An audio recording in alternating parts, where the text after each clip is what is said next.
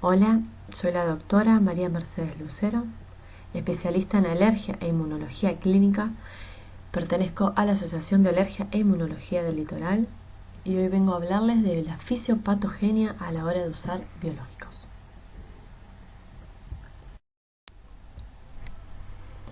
Para una mejor organización de la clase, decidí dividirla en 4 ítems: introducción, agentes biológicos, sus usos clínicos y las conclusiones. Un anticuerpo monoclonal es un anticuerpo producido por un solo clon de linfocitos B. Los anticuerpos monoclonales, en acrónimo MAP del inglés Monoclonal Antibody, son anticuerpos idénticos porque son producidos por un solo tipo de célula del sistema inmune.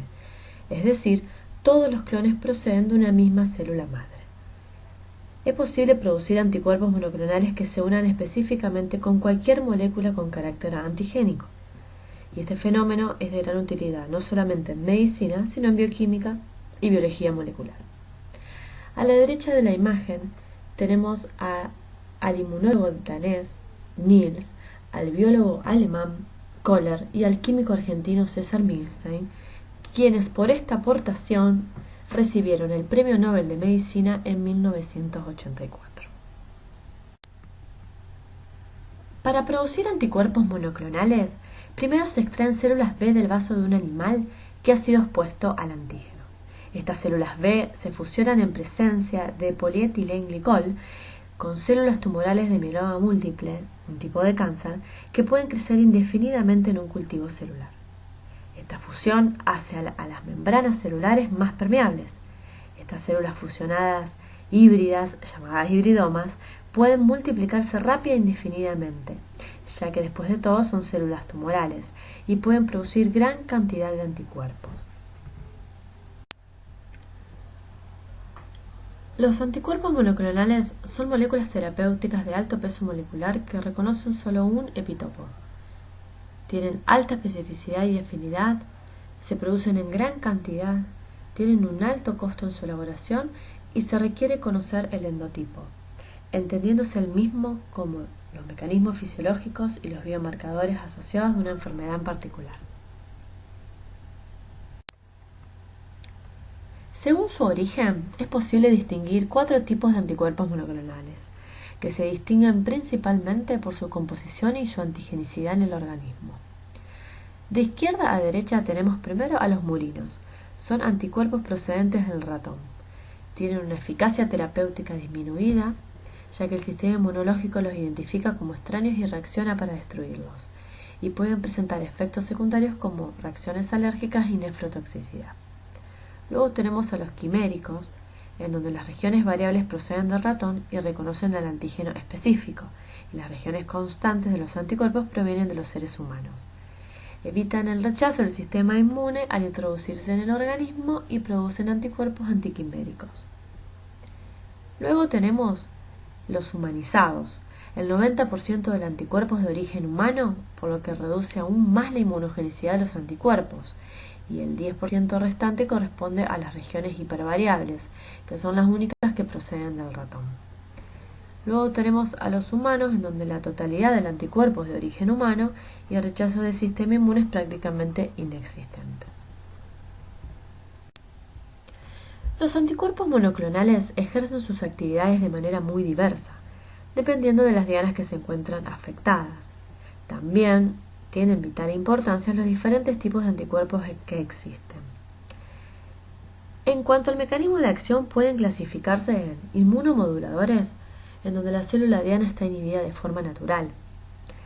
También pueden clasificarse en inmunodepresores, como el rituximab, que produce la eliminación de los linfocitos B, o como bloqueantes, en donde actúan sobre linfocitos T reguladores.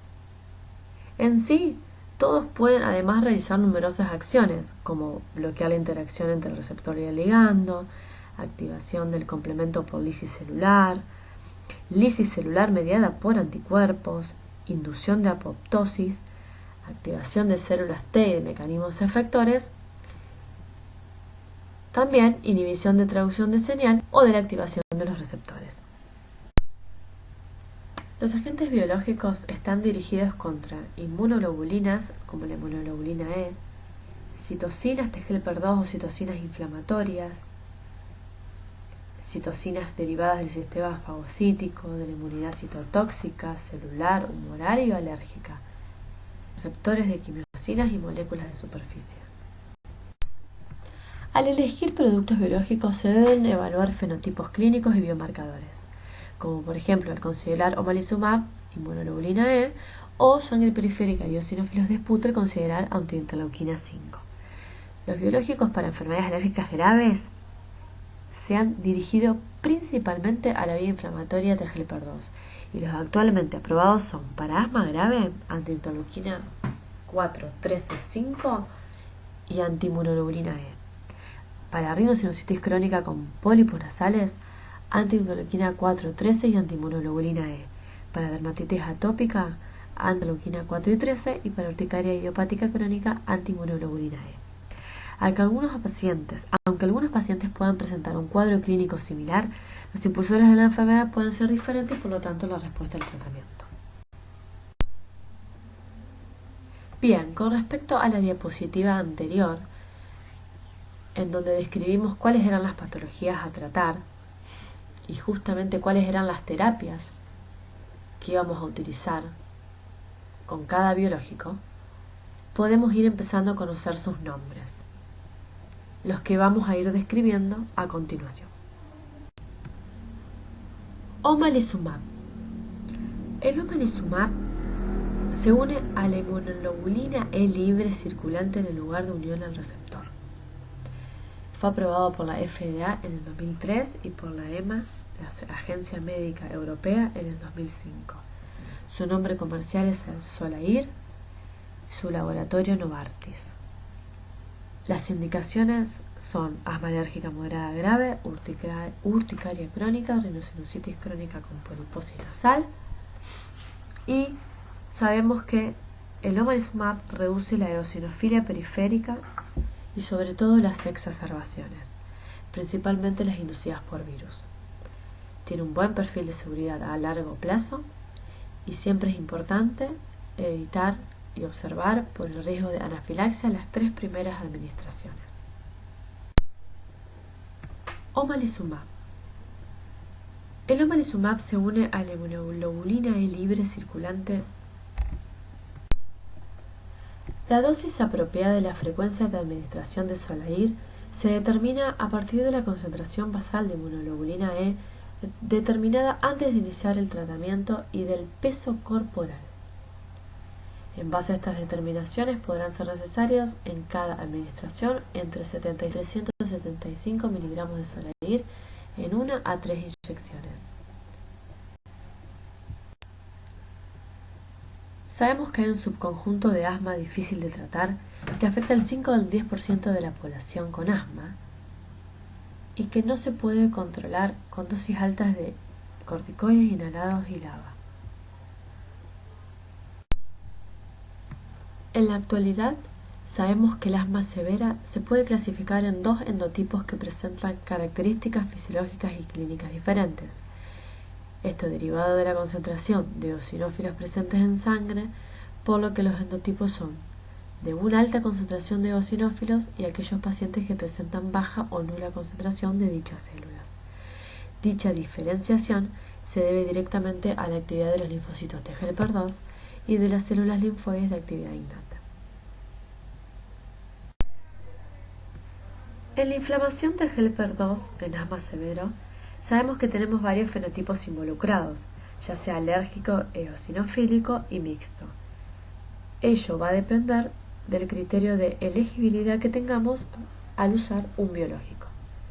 Acá les dejo un cuadro en donde están los criterios que acabamos de decir y los factores que predicen la respuesta y los efectos adversos.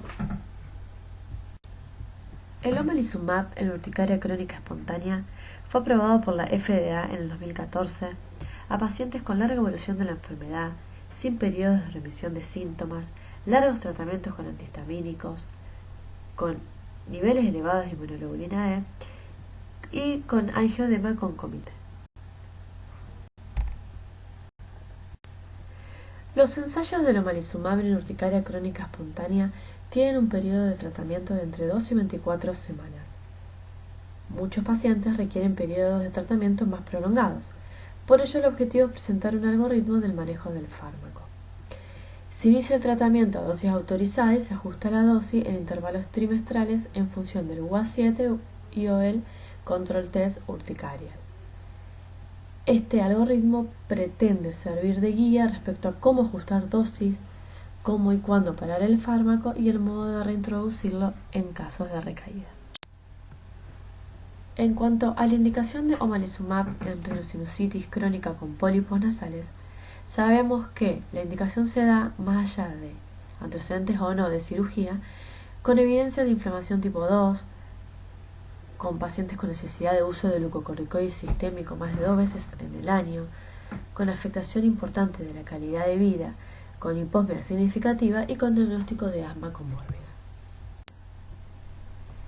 Es así entonces que el omalizumab redujo significativamente los pólipos nasales y los síntomas de congestión nasal en adultos con rinosinusitis crónica con pólipos nasales en 2 estudios de fase 3, aprobándose por la FDA en el 2020 en más de 18 años y también basado en el peso y el nivel de inmunoglobulina E total.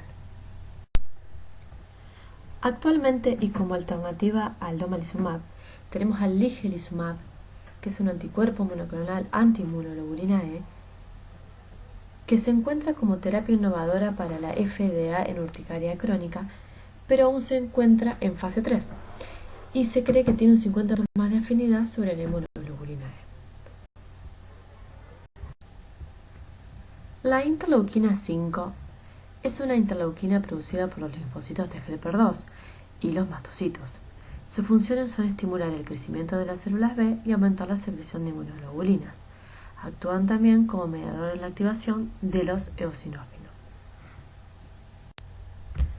Los anticuerpos monoclonales anti-interleuquina 5 que conocemos son el mepolizumab y el reslizumab, que se unen directamente a la interleuquina 5, y el benralizumab, que es también un anticuerpo antieosinófilo que se une con una elevada afinidad y especificidad a la subunidad alfa de los receptores para interleuquina 5. El mepolizumab fue aprobado por la FDA y la EMA en el 2015. Su nombre comercial es Nucala y su laboratorio es Glaxo. Sus indicaciones son asma eosinofílica grave con o sin rinosinusitis crónica con poliposis y granulomatosis eosinofílica con poliangiitis y síndrome hipereosinofílico. Es importante saber que a mayor eosinofilia en esputo más del 1% o sérica más de 300 células, es mayor la respuesta al anticuerpo monoclonal. También es importante que mejora la obstrucción de las vías respiratorias pequeñas. Siempre con la indicación del mepolizumab, es importante descartar regularmente infecciones parasitarias y saber que podemos tener un riesgo mayor de virus herpes zóster. En cuanto al reslizumab, fue aprobado por la FDA en el año 2016. Su nombre comercial es Sinquair y el laboratorio es el Teva. En cuanto a las indicaciones, en asma eosinofílica grave también y con o sin rinosinusitis crónica con poliposis, la diferencia es que la indicación es intravenosa, ya que la subcutánea está en desarrollo y tiene las mismas características que el mepolizumab. Lo importante acá es que siempre se recomienda descartar regularmente infecciones parasitarias y monitorizar 30 minutos después de aplicar por riesgo de anafilaxia. Por último tenemos al benralizumab, que fue aprobado por la FDA y la EMA en el 2017. Su nombre comercial es Fasenra y el laboratorio es AstraZeneca.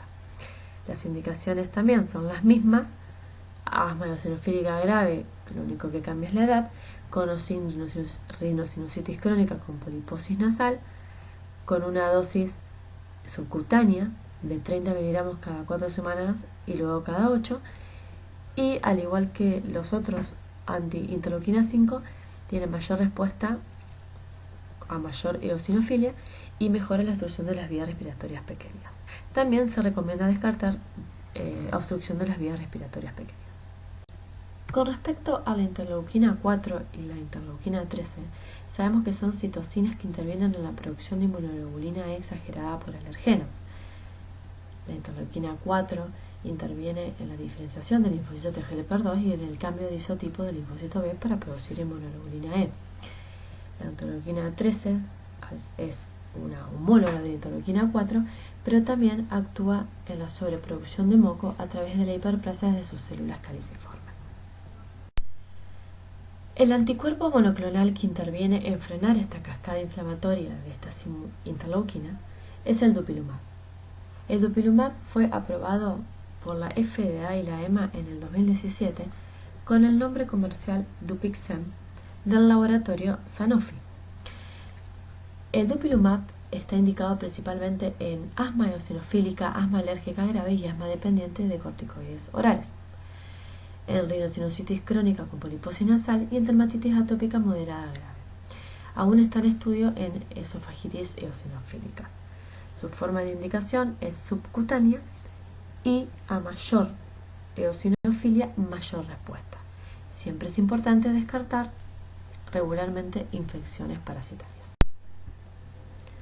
El lebrikizumab y el tralokinumab son anticuerpos monoclonales que actúan sobre la interleuquina 13, pero que aún continúan en fase de investigación para tratar la dermatitis atópica.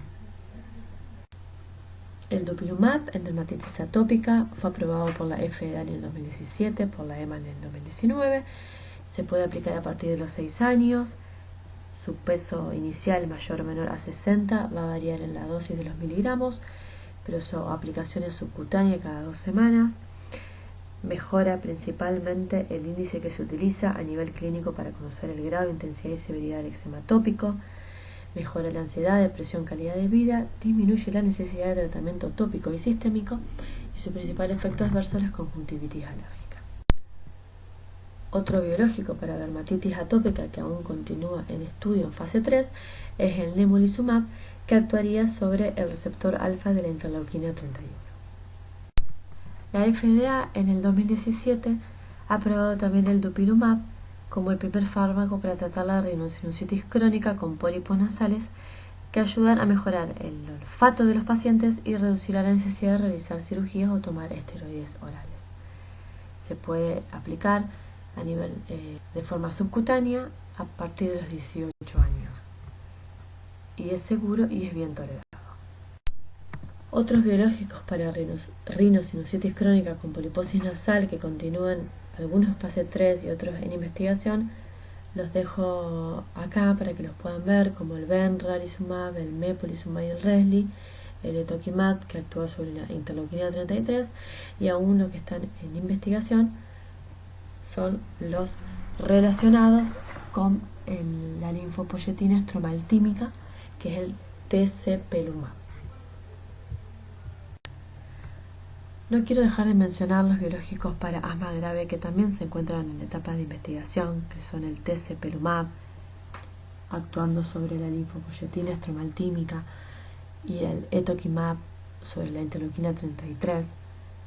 Son dos monoclonales que no solamente se encuentran en fase de investigación para asma grave y rinosinusitis crónica, sino también para dermatitis atópica y urticaria crónica espontánea, agregando también el etoquimab en fase de estudio para anafilaxia.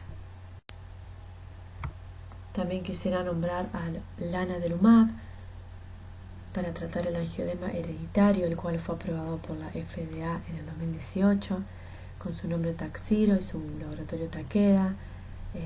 Es el anticuerpo monoclonal que inhibe la calicreína plasmática. Es un regulador crítico de los ataques de angiodema hereditario.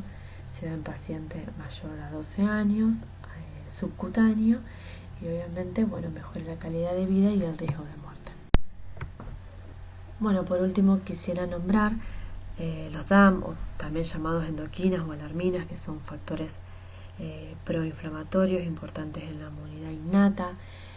Son secretadas por células endoteliales, macrófagos, neutrófilos, y como dije recién, son en respuesta a un daño o un patógeno para aumentar justamente la respuesta inmunitaria innata, como la linfopoyetina estromaltímica, interleuquina 25 y 33.